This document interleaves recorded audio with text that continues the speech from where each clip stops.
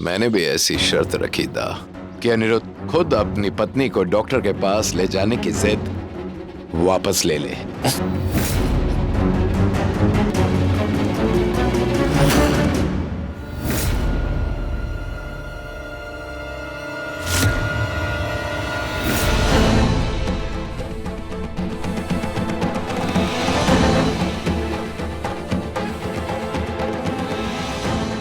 एकादशी की महापूजा से पहले अगर इस लड़की की ये आदत ठीक नहीं हुई तो इसे वापस अपनी मां के यहां जाना पड़ेगा। अनिरुद्ध की पत्नी है ना वो, उसने लिया ना उस लड़की की सारी जिम्मेदारियां, तो ये गंदगी साफ करने की भी जिम्मेदारी अनिरुद्ध को ही लेने दो।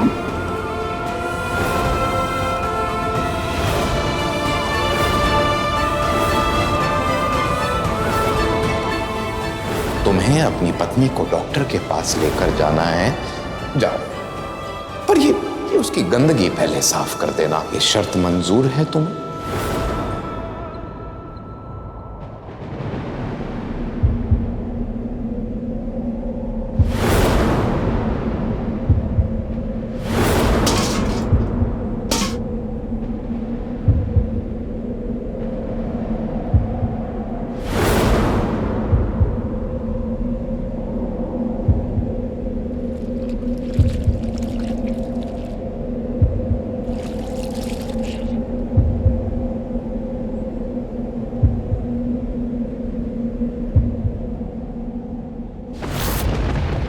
लड़ लिया तेरे लिए सबसे, तुझे बचाया मैंने, तुझे पाकर क्या मैंने खोए अपने सारे।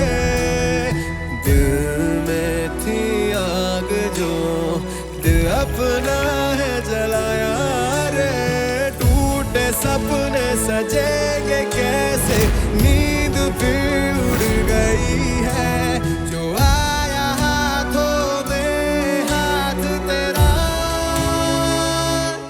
रिश्ता तेरा मेरा, रिश्ता तेरा मेरा, रिश्ता तेरा मेरा, रिश्ता तेरा मेरा।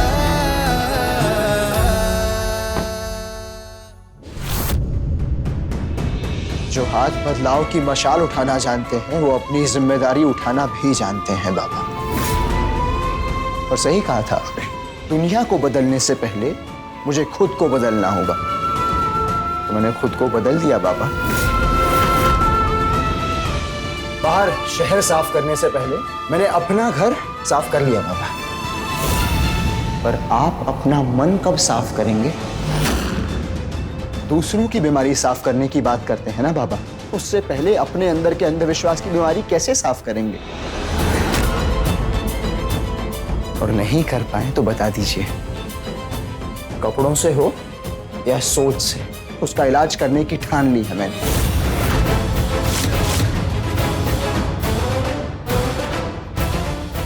कोयली, बौंदिता को तैयार करवाओ, डॉक्टर के पास जाना है हमें।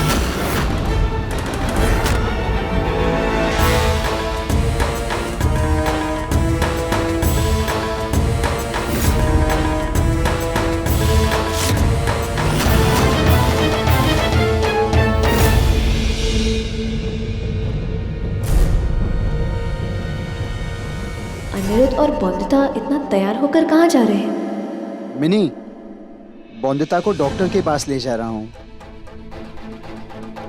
प्रार्थना करो कि सब ठीक से हो जाए। मेरी प्रार्थना सुनी आपने? नहीं ना? तो फिर आपकी कैसे सुनेगा भगवान? जरूर सुनेंगे, क्योंकि मैं और मिनी दोनों तुम्हारा भला चाहते हैं। क्यों मिनी? चलो। परी दीदी, बचा लो मुझे। काका ससुर जी भी हार गए राक्षस बाबू की जिद के आगे। कैसे रोकूं इन्हें? पेड़ पे चढ़ जाऊं? नहीं। तो आप ही करो ना कुछ। रुक क्यों गई बौंदिता? चलो। मैं देखती हूँ क्या कर सकती हूँ, पर अभी तुम जाओ। पक्का ना परी दीदी? हाँ।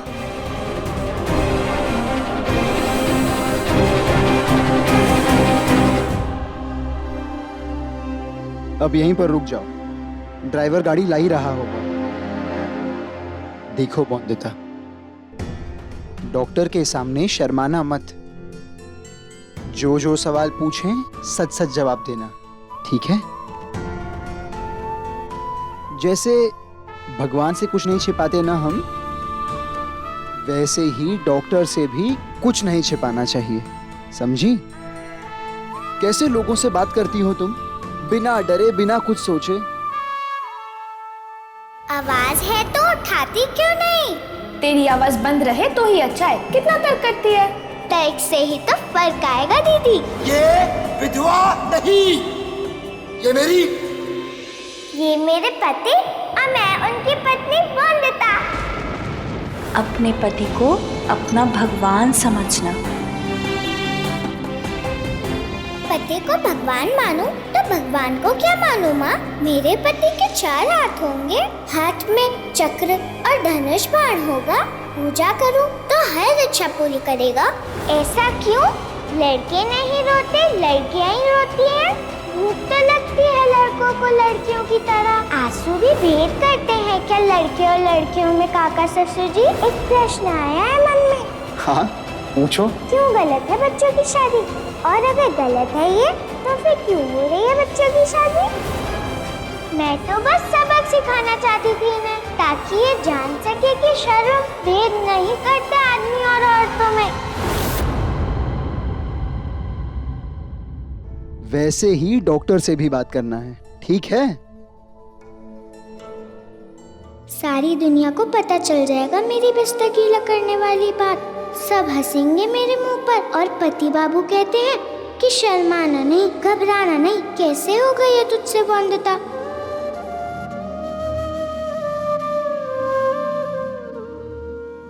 बॉन्दिता, चिंता कर रही हो लोग क्या कहेंगे जब उन्हें पता चलेगा तुम्हारे परेशानी के बारे में? और नहीं तो क्या? डर लग रहा है सोचकर? पता है 2 महीने पहले ही गांधी जी सिर्फ धोती पहनकर विलायत गए थे। वहां पर रहने वाले अंग्रेज सूट बूट पहनकर उन पर हंस रहे थे, तरह तरह की बातें बनाई, मजाक उड़ाया, क्या क्या नहीं कहा। पर गांधी जी का हौसला रत्ती भर कम नहीं हुआ। उनके इरादे कमजोर नहीं हुए। उन्होंने किसी बात की, किसी इंसान की कोई परवाह नहीं की। पर मुझे परवाह है। अपना काम पूरा किए बिना लौटे नहीं गांधी जी। अपने मन की बात इतने जोर से कही उन्होंने कि उन पर हंसने वाले हर विलायती इंसान का सर झुक गया। उनके सम्मान में बजी तालियां आज भी गूंज रही हैं बॉन्दिता। मुझे तो बस लोगों के तानों की गूंज सुनाई दे रही है। मतलब समझी? लोग क्या कहेंगे ये सोचकर हमें डरना नहीं चाहिए। हमारे इरादे कमजोर नहीं होने चाहिए, बल्कि और मजबूत होने चाहिए। बॉन्दिता, कुछ तो लोग कहेंगे, लोगों का काम है कहना। जिसे जो कहना है कहने दो, पर एक बात याद रखना, तुम्हारा भविष्य लिखने वाली कलम तुम्हारे हाथों में है। उस कलम को किसी और के हाथों में नहीं देना बॉन्दिता।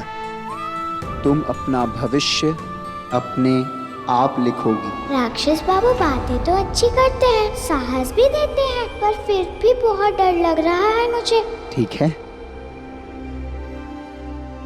और आज हम डॉक्टर के पास जाएंगे और जब वापस आएंगे ना तो उत्सव मनाएंगे, बहुत मजा करेंगे।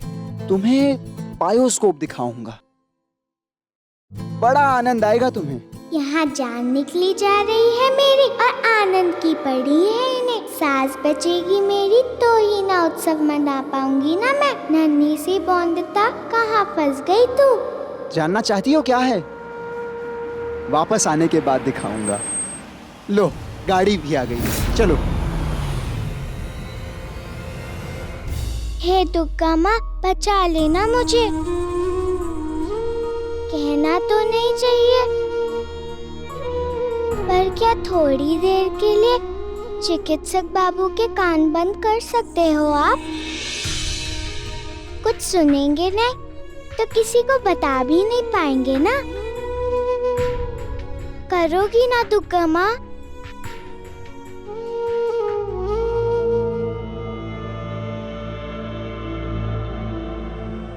चलो बोंदिता, आओ, डरो मत, आओ बैठो।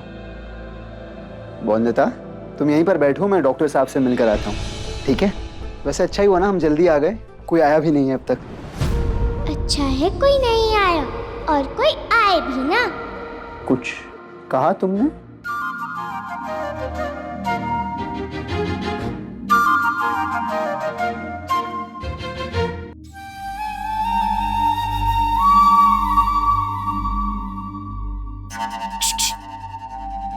बोंदिता,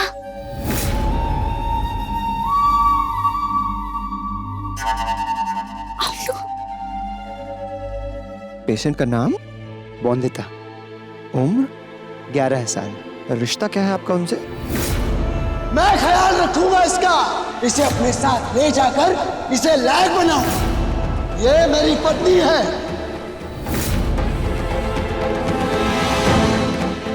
रिश्ता क्या है आपका? पत्नी है मेरी। क्या कहा? पत्नी है मेरी। बाहर आओ।